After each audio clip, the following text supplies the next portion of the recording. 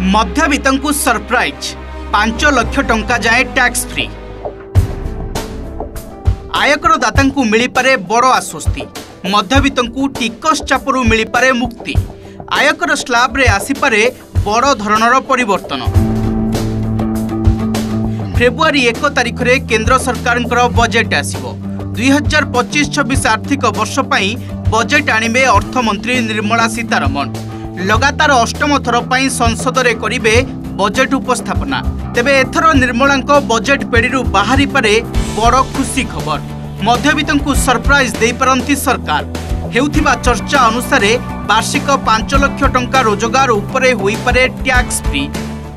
आशा करूँ जे आपणकर जो इनकम टैक्स रिबेटा अच्छी फ्री लिमिटा सेटा जो न्यू रेजन रे 7 लाख करचंती आ पुराना रे 5 लाख अच्छी ताकू कम से कम 15 लाख करवा कथा। कहीं आजिका डेट रे देखंतु छोट छोट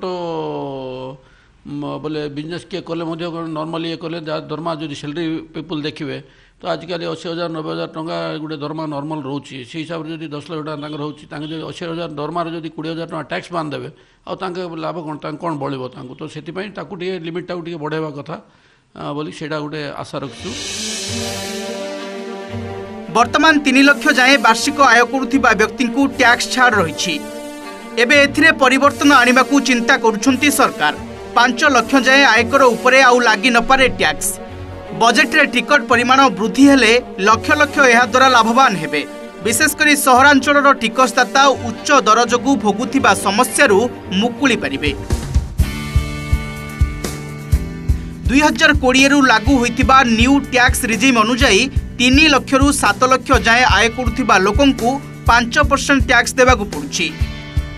सेही भली 10,50,000 आय करुथिबा व्यक्ति को देबाकु पड़ुछि 20% टैक्स। आय 10,50,000 रु अधिक हेले टिकस परिमाण 30% को बढ़ी जाउछि। वर्तमान दुईटी विकल्प विचार करा जाउछि। प्रथम 10 लाख टंका पर्यंत वार्षिक आय को टिकस मुक्त करिबा।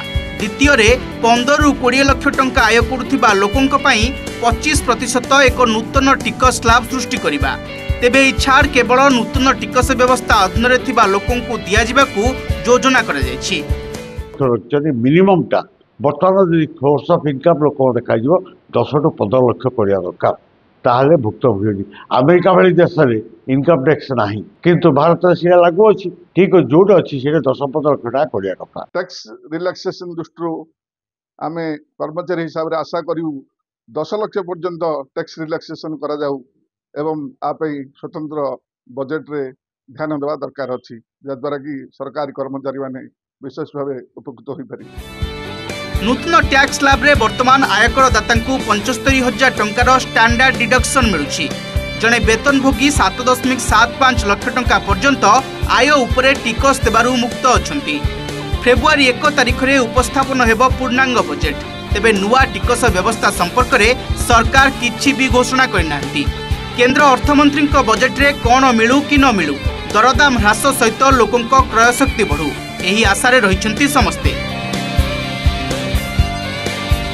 Bureau report OTV।